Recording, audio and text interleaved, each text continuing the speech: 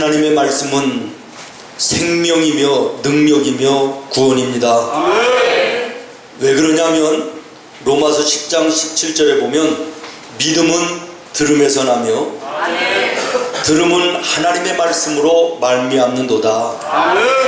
다시 말하면 우리가 들을 때 마음속에 믿음이 생기는 것이고, 아멘. 그리고 그 들음은 하나님의 말씀을 들을 때 믿음이 생긴다, 이런 말입니다. 아멘. 믿음을 가져야만 우리가 죄사함을 얻어 구원의 백성이 되고, 이 땅 위에 사는 동안에도 그 전능하신 하나님의 힘을 덧입어 이 땅 위에서도 승리하는 삶을 살게 되는 것입니다. 아멘. 또한 이 땅을 떠나서도 하나님 나라의 영원한 영생의 삶을 살게 되는 것이죠. 아멘.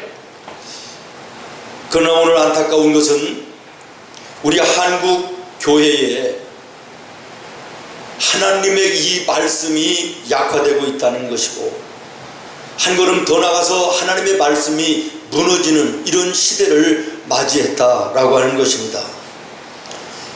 우리 잘 아는 것처럼 교회들마다 주일학교, 중고등부, 청년대학부가 서서히 없어집니다. 그저 중고등부가 있다, 청년부가 있다 그래도 대여섯 명, 10여 명, 30명, 50명이면 큰 교회입니다. 그러다가 보니까 나타나는 현상 중에 하나가 대형 캠프들이 생겨요. 어느 선교단체에서 여름 수양회를 한다, 겨울 캠프를 연다, 그러면 자체적으로 교회에서 수양회를 할 수가 없기 때문에 수십 수백 교회가 하나로 모아지는 거예요. 그러니까 이 캠프가 1000명, 2000명, 3000명씩 모이는 이런 캠프가 되는 것이죠.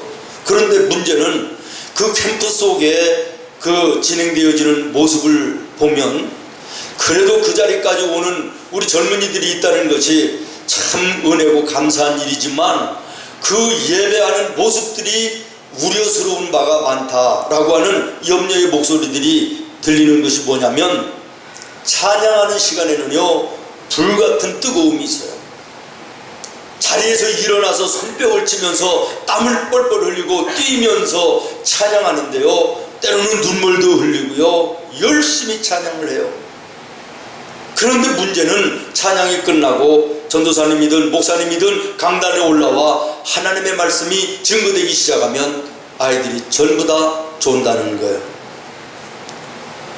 심지어는 잠을 자기도 하고, 그리고 앉아서 핸드폰을 내놓고 게임을 하는지 문자를 보내는지 그러고 있다는 거죠. 다시 말하면 하나님의 말씀을 들으려고 하지 않는다라는 거예요. 이것이 오늘 이 한국 시대의 교회의 모습이며 또 우리 젊은이들의 모습이다라는 거예요. 저는 세상에 대해서는 뭐 잘 알지 못합니다만은 나와 여러분이 살아가는 오늘 이 시대에 우리 한국 교회들의 모습 속에 나타나는 이런 현상들의 모습이 우려되는 것들이 뭐냐면, 이 시대는 혼합주의 시대라는 거예요. 그러니까 종교적으로 니네 종교 우리 종교 구별하고 따지지 말자는 거예요. 불교면 어떻고 천주교면 어떠냐, 이슬람이면 어떠냐, 기독교면 어떠냐, 우리 다 함께 통일하자는 거예요. 종교적인 통일을 갖자는 거예요. 모든 종교가 일치성을 가지고 하나로 모여보자는 거예요. 세상 사람들이 들을 때는 그럴듯하지요. 일리가 있는 것도 같지요. 그러면서 얘기하는 것입니다. 각 종교에서 주장하는 어떤 교리나 신조 같은 거 없애버리자는 거예요. 다시 말하면 우리 기독교에서 얘기하는 뭐 예수님의 십자가의 보혈만이 죄를 구속할 수 있고, 예수를 믿어야만이 구원받을 수 있고 천국의 백성이 될 수 있다, 이런 거 버리자는 거예요. 예수님이 죽은 지 3일 만에 부활하셔서 믿는 자들에게 소망이 되셨다, 이런 얘기 하지 말자는 거예요. 여기는 구원이 있고 저기는 구원이 없다, 이런 얘기 하지 말자는 거예요. 그저 모든 종교가 공유할 수 있는 가치, 섬기자, 봉사하자, 또 어려운 사람을 돕자, 이런 공통적으로 할 수 있는 일들만 같이 하자는 거예요. 그러면은 모호성입니다. 그저 적당하게 함께 가자는 거예요. 유별나게 너의 종교만 얘기하지 말라는 거예요. 너의 종교에만 구원이 있다고 얘기하지 말라는 거예요.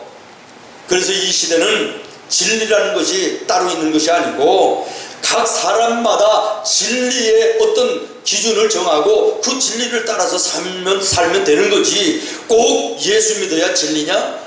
석가를 믿어야 진리냐? 아니다. 사람마다 진리는 자기가 세우고 그렇게 신앙의 길 걸어가자, 이런 세상이 되어버렸다. 그 다음에는 깊이가 없습니다. 깊이가 없어요. 깊이 생각하는 거 골치 아프다. 그러니까 감정이 시키는 대로 살자는 거예요. 기분 좋게 즐겁게 살자는 거예요. 예수를 믿어도 흑해캐 묵은 교리 얘기하고 성경이 이렇게 얘기한다 이런 얘기하지 말고 부드러운 얘기, 삶에 필요하고 좀 감동되어지는 이런 얘기들만 하고 위로받고 축복받고 이런 얘기만 하자, 이런 얘기예요. 육신적인 즐거움, 육신적인 쾌락, 이거 쫓아가는 이런 모습이 오늘 이 시대의 모습인 거예요. 그래서 강단에서 하나님의 말씀이 증거되는 것은 별로 귀에 들어오지 않고 코미디 같은 예배, 그래서 마음껏 웃든지 아니면 울든지 이런 감정에 치우친 예배를 선호하는 이런 시대가 오늘 한국의 시대가 되었다라는 것이에요. 성경에서 말하는 에서가 그 순간의 배고픔과 만족을 위해서 그 귀한 장자권을 팔아버리는 것처럼 오늘 우리 이 시대의 교회들이, 우리 성도들이 순간의 즐거움과 위로와 위안을 얻기 위해서 정말 버려서는 안 될 하나님의 말씀을 잃어버리고 하나님의 말씀을 멀리하는 이런 시대가 되었다라고 하는 것입니다. 철저하게 반기독교적이고 비성경적인 모습들이 오늘 우리 한국교회와 우리 성도들에게 만연되어 있어 신앙생활에 분명한 어떤 선이 없이 적당하게 세상도 아니고 하나님도 아닌 중간 회색지대의 신앙의 길을 걸어가는 이런 모습들이 얼마나 많은지 모른다. 그런 사랑하는 성도 여러분, 교회와 성도가 무엇입니까? 세상과 사람들에게 인간의 실상을 정확하게 깨우쳐줄 의무와 사명이 있는 것이 교회요 성도인 줄로 믿습니다. 아멘. 인간은 모두가 죄인이며 아멘. 예수 그리스도의 보혈의 대속이 없이는 구원이 불가능하다는 사실을, 아멘. 그러므로 예수님을 영접하여야만 구원받을 수 있다고 하는 이 사실, 구원받아야만 하나님의 백성이 될 뿐만 아니라 아멘. 이 시대의 죄에서, 불의에서, 더러움에서 깨끗하며 인간다운 삶을 살 수 있다고 하는 이 사실을 우리가 분명히 세상을 향하여 증거해야 된다라고 하는 것입니다. 아멘. 이 시대의 비상적인 모호성을 깨트려버리고 구체적으로 그리스도의 십자가 피 묻은 그 복음을 우리가 세상을 향하여 증거해야 될 사명이 우리에게 있음을 다시 한번 기억하시기를 바랍니다. 아멘. 우리 역사에 보면 이방원이라는 사람이 정몽주를 데려다 놓고 그렇게 얘기합니다. 이런들 어떠하리, 저런들 어떠하리, 만수산의 드렁치기 얽혀진들 어떠하리, 우리도 이렇게 얽혀 한 100년을 살아보자, 이렇게 얘기를 해요. 그랬더니 정몽주가 뭐라고 대답하죠? 이 몸이 죽고 100번 고쳐주고 그 다음에 뭐죠? 백골이 진토되어 넋이라도 있고 없고 누구를 향한? 임을 향한 일편단심이야 가실 줄이 있습니다. 아멘. 결국에는 그것 때문에 그가 선지교회에서 죽임을 당하지만 오늘 악한 마귀들이 하나님의 말씀을 모호하게 하고 예수 믿는 성도들의 신앙의 선을 모호하게 하는 이 시대 속에 마귀들의 그 유혹과 도전, 그럴듯한 논리와 이론으로 미혹하고 유혹하는 그래서 한국교회가 말씀이 무너지고 성도들이 말씀에 선이 모호해진 이 악한 마귀들 앞에 정몽주 같은 하나님을 향한 일편단심의 신앙의 고백이 오늘 나와 여러분에게는 있어야 되지 않겠느냐라는 거예요. 아멘. 사랑하는 성도 여러분, 원래 이 땅은 하나님의 통치 아래 아름다운 곳이었습니다. 아멘. 그러나 인간의 타락과 범죄함으로 악한 마귀가 판을 치고 이 시대의 이단과 사이비 종교들이 적그리스도들이 활개쳐 교회와 우리 성도들의 영혼을 도적질하고 사로잡아 믿음을 땅바닥에 떨어지게 하고 말씀을 세상 것으로 희석시켜 약화시키고 무너지게 해서 오늘 이 시대에 우리 교회들과 성도들이 세상 사람들로부터 걱정의 대상이 되고 지탄과 비아냥거리의 대상이 되는 안타까운 이 시대를 만나게 된 것입니다.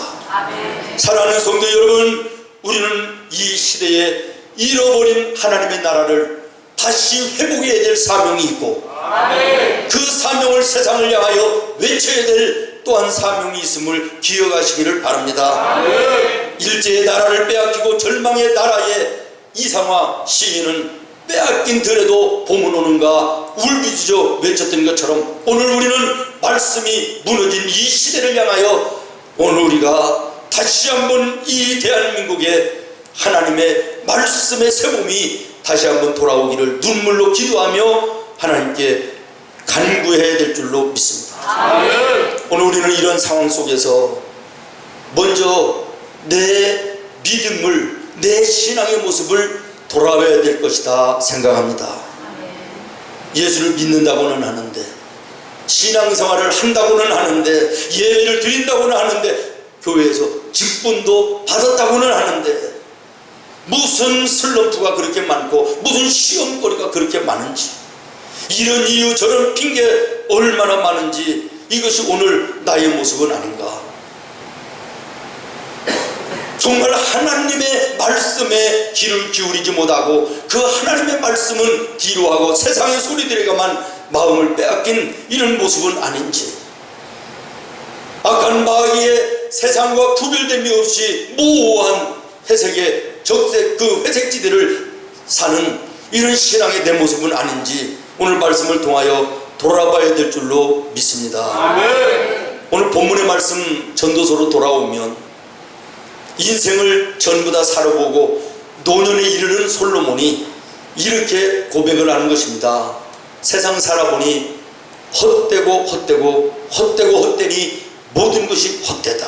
아멘.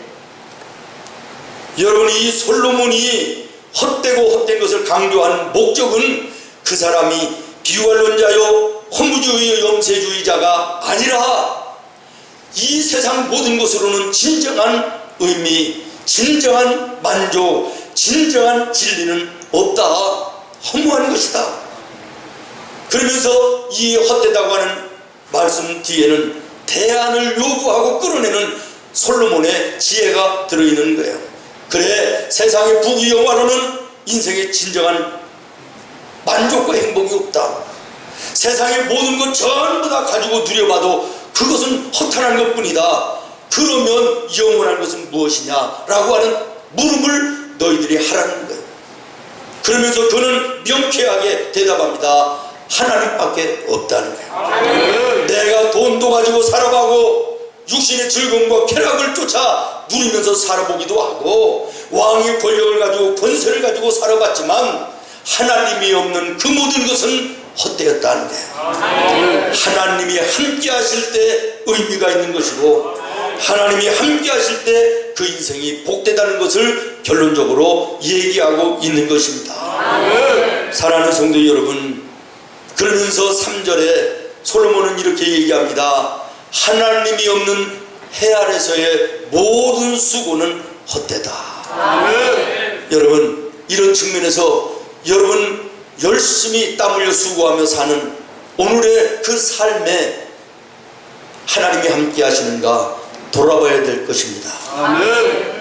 무엇으로 해서 내가 열심히 일하며 무엇으로 하여 열심히 내가 땀 흘리고 내가 무엇 때문에 내가 돈을 벌어야 되며 내가 무엇 때문에 인생을 살아가는지 육신과 세상과 내 자신만을 위한 것이 아닌지 돌아봐야 된다는 거예요. 거기에 하나님이 함께 하시지 않으면 허무한 인생, 헛되고 헛된 인생이 될 수밖에 없다는 것입니다. 아멘. 할아버지 한 분이 돛단배를 띄우고 바다를 향하여 만선의 꿈을 가지고 배져 갑니다. 그물을 던졌습니다. 그물이 거기에는 없었지만 좌우지간 고기를 찾아서 수도 없는 날들을 여기저기 돌아다니는 거예요. 한 달이 지나요, 두 달이 지나요, 무려 85일이 지나요. 드디어 고기 하나를 엄청난 큰 것을 만납니다. 여러분, 우리가 인생을 시작할 때 모습이 그런 모습 아닙니까? 어떤 인생이 시작하면서 나는 망해야 되겠다 이런 마음으로 시작하는 사람이 어디 있어요? 내가 성공해야 되겠다, 출세해야 되겠다 이런 마음으로 누구든지 다 시작을 하죠. 배를 띄우지요. 인생의 배를 띄우지요. 그러나 내가 원하고 바람대고 고기가 잡히는 것입니까? 늘 빈 그물인 것입니다. 고기 한 마리 없는 것입니다. 그런데 어느 날 이 할아버지에게 큰 고기가 만나지고 그 사투를 벌이며 3일을 싸워서 결국에는 거대한 고기 한 마리를 낚습니다. 얼마나 만족하고 기쁜지. 마찬가지로 오늘 우리가 인생 살면서 출세를 위해서, 돈을 위해서, 명예를 위해서 열심히 땀 흘려 수고하고 살아갑니다. 어느 날 그것이 거머쥐게 됩니다. 야, 이 정도면 됐다, 살만하다, 이런 때도 우리에게 올 수 있다는 거예요. 그러나 이 할아버지에게 있어서 그것은 잠시. 피냄새를 맡은 상어들이 이 고기를 향하여 달려오는 거예요. 이전보다 더 처절한 싸움을 이 할아버지는 싸울 수밖에 없었고, 결국에 항구에 돌아왔을 때는 상어들에 의해서 전부 다 이 잡아놓은 고기가 뜯겨지고 앙상한 가시만 남아서 돌아왔다라고 하는 거예요. 이것이 오늘 우리 인생의 모습이 아니냐. 무언가를 잡은 듯 싶어서 이제는 됐다 그러는데 그걸 세상에 그냥 놔둡니까? 여기저기 유혹하고 미혹하고 거짓말 사기꾼들, 그래서 전부 다 잃어버리고 이제는 항구에 돌아왔다라고 하는 것은 인생의 황혼역에 왔다는 거죠. 돌아와 보니 빈손이었다. 아무것도 없는 빈가시만 남았다는 게. 그래서 이 할아버지가 피곤한 몸을 집에 돌아가 침대에 누이고 깊은 잠 속으로 빠져들었다. 다시 말하면 인생을 끝냈다는 거예요. 우리가 잘 아는 해밍웨이의 그 노인과 바다라는 소설의 스토리 아닙니까? 다시 말하면 하나님이 없이 수고하고 애쓰는 것은 허무하다는 거예요. 아멘. 오늘 여러분 무엇 때문에 힘쓰고 애써서 삽니까? 그 애쓰고 힘쓰고 땀 흘리는 그 속에 하나님이 계시냐라는 거예요. 있다가 없어질, 뜯겨버리고 상하여버리고 사라져버릴, 결국에는 빈 가시만 남을 그것을 붙들기 위해서 정신없이 달려가는 나와 여러분의 인생은 아니냐라고 묻고 있는 것입니다. 아멘. 사랑하는 성도 여러분, 이용하는 것을 붙들어야 됩니다. 있다가 없어질 허무한 것을 붙들기 위해서 일생을 수고하는 어리석음을 범하지 않기를 바랍니다. 아멘. 마태복음 17장에 보면 베드로와 야고보와 요한이 예수님을 모시고 산에 올라가 기도합니다. 기도를 하고 났더니 예수님의 얼굴이 너무 은혜롭게 변화됐어요. 베드로가 얘기합니다. 예수님, 여기가 너무 아름답고 너무 은혜롭고 좋습니다. 모세도 엘리야도 예수님도 여기 계시니 우리 내려가지 말고 여기에 함께 살았으면 좋겠습니다. 그랬는데 순간에 엘리야도 사라지고 모세도 사라집니다. 예수님만 변함없이 보이는 거예요. 여러분, 여기에서 우리에게 주시는 메시지가 무엇입니까? 있다가 없어질 허무한 것 바라보고 쫓아가는 인생이 되지 말고 영원히 변치 않은 분은 예수님밖에 없다는 거예요. 아멘. 그 예수님만 붙들으라는 거예요.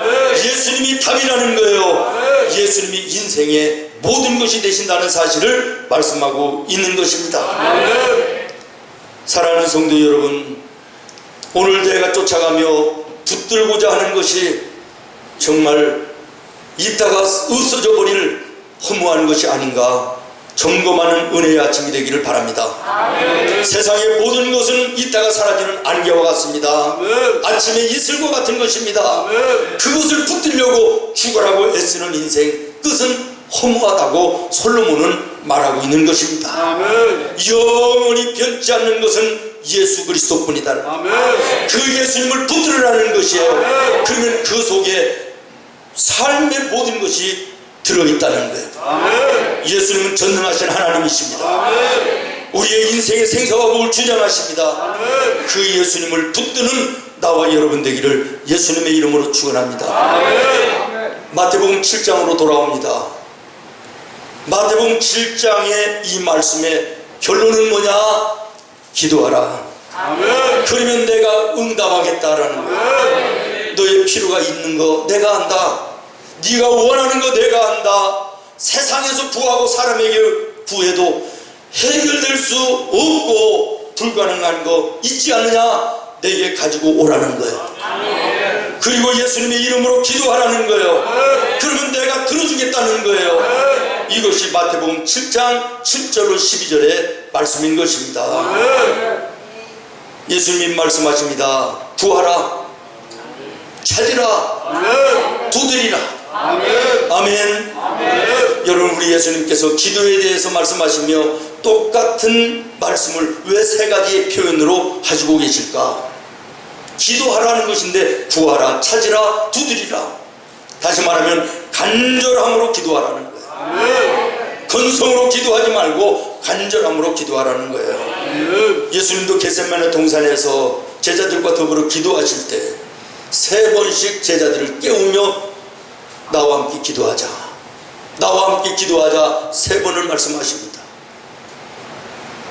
사도 바울도 자신을 찌르는 그 육신의 질병으로 인하여 하나님께 간절히 3번을 기도했다 그랬습니다. 3번의 의미는 간절함이에요. 우리 옛날 어른들 말씀에도 3-4번 있잖아요. 간절함을 얘기하는 거예요. 오늘 본문 9절로 10절의 말씀을 여러분 보시기 바랍니다. 너희 중에 누가 아들이 떡을 달라 하는데 돌을 주며 생선을 달라고 하는데 뱀물 줄 사람이 있겠느냐? 아멘. 아멘. 아멘. 이게 무슨 말이지요?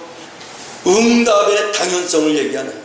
아멘. 기도하면 응답해 주겠다고 하는 예수님의 확실한 약속이다, 그런 얘기예요. 아멘.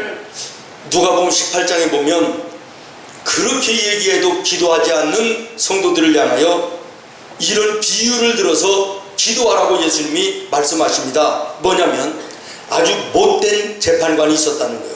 이 재판관은 로마에서 지배국인 유대에 파견된 재판관인데, 이 재판관은 이 식민지에 있는 백성들을 존귀하게 여길 리가 없다는 거예요.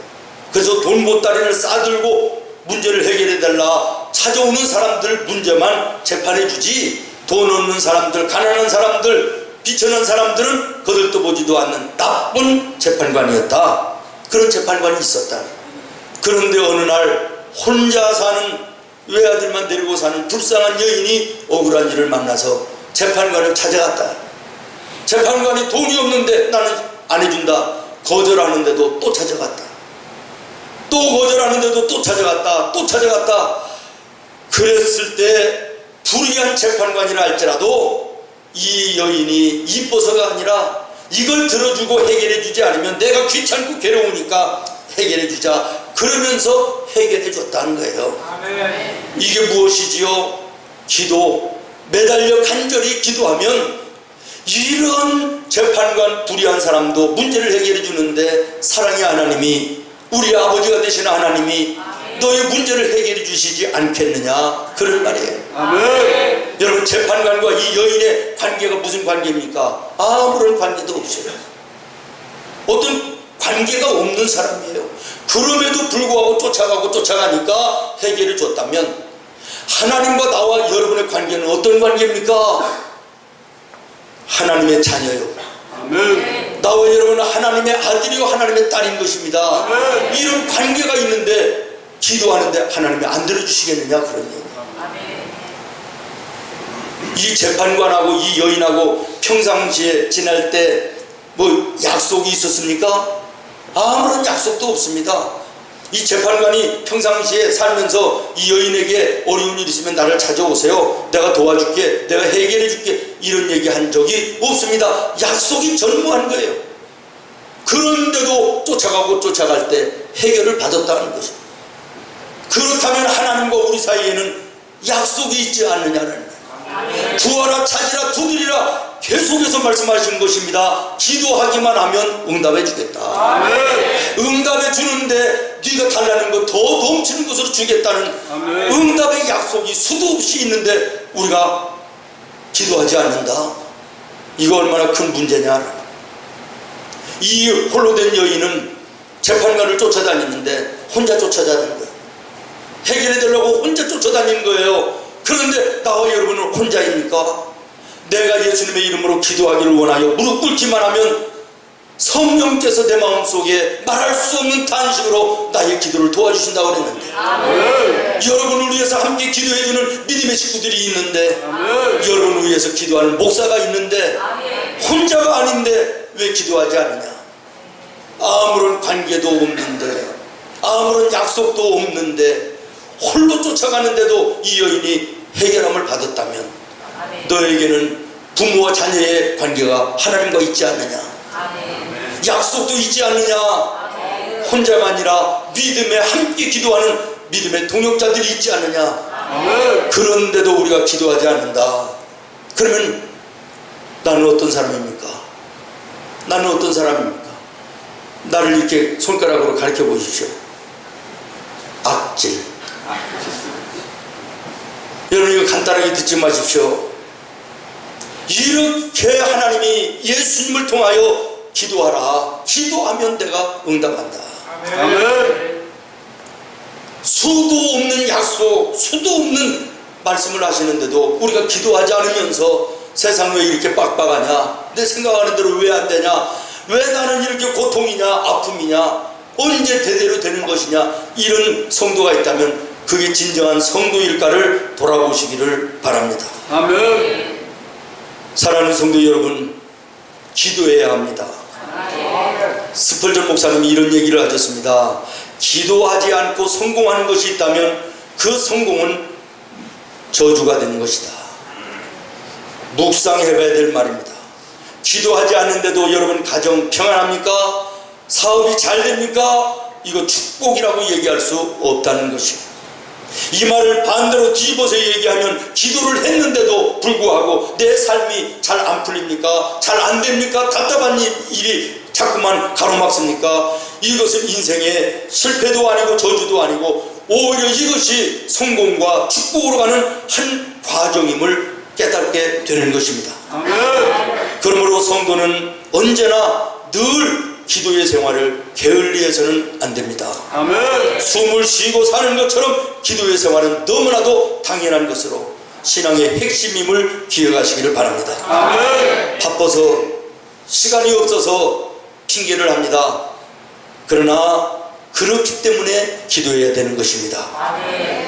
우리가 잘 아는 종교개혁자 루터는 내가 전에는 1시간씩 기도했는데 요즘에는 할 일이 너무너무 많아서 3시간씩 기도한다고 얘기했습니다. 얼마나 귀 기울여 드려야 될 진리의 얘기인지 모르겠습니다. 여러분이 일이 바쁩니까? 더 많이 기도해야 된다는 것입니다. 어느 집사님이 죽어서 천국문에 들어가려고 그러니까 천사들이 막았답니다. 그랬더니 이 집사님이 아니 내가 예수를 믿었는데 왜 내가 천국에 못 들어갑니까? 그랬더니 당신 기도 생활 했습니까? 내가 바쁘고 피곤해서 못했지, 내가 마음은 있었는데 바빠서 그랬습니다. 그랬더니 천사가 뭐라고 얘기하냐면 나도 바쁘고 깜빡 잃어버리고 당신 천국에 들어갈 명단에서 내가 쓰지를 못했다, 이렇게 얘기를 하더래요. 여러분 바쁘시지요? 무엇을 위해서 바쁘십니까? 무엇을 위해서 애쓰십니까? 무엇하고 무엇이 중요한 것인가를 여러분 마음속으로 우선순위를 정하시기를 바랍니다.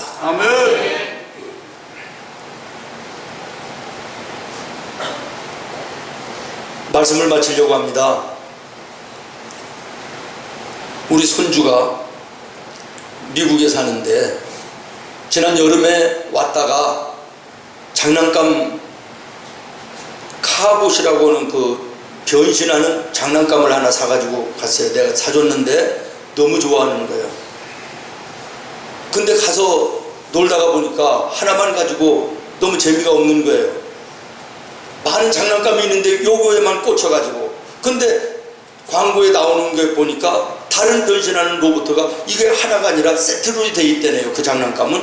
그러니까 다른 장난감 이용하는 것을 이게 아직 말을 못해요. 이용하는 장난감 그 로봇을 사달라고 그랬다는 거예요.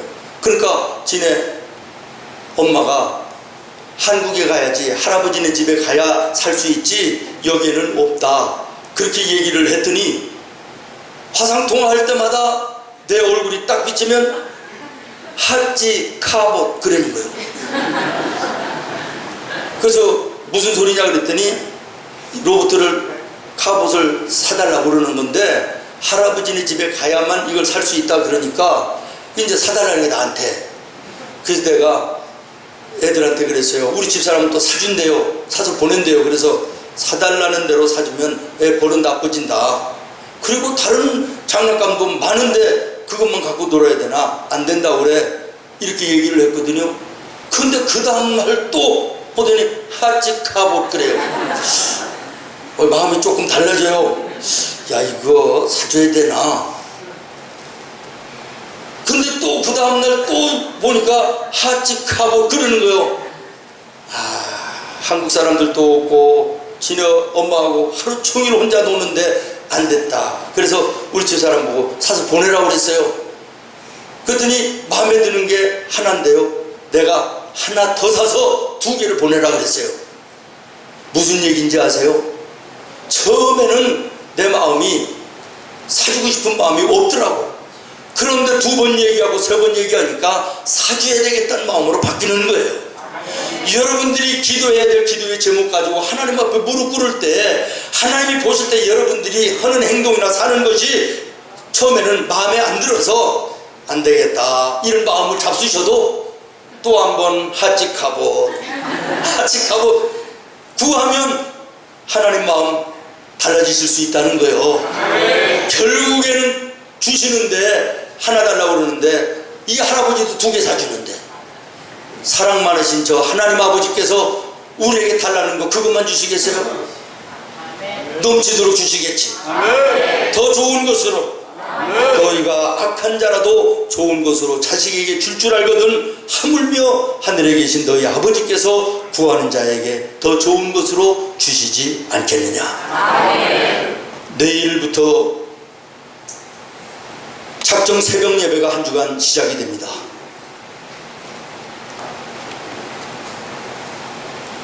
기도의 제목을 가지고 일어나시기를 바랍니다. 응답의 확신을 가지고 나오시기를 바랍니다.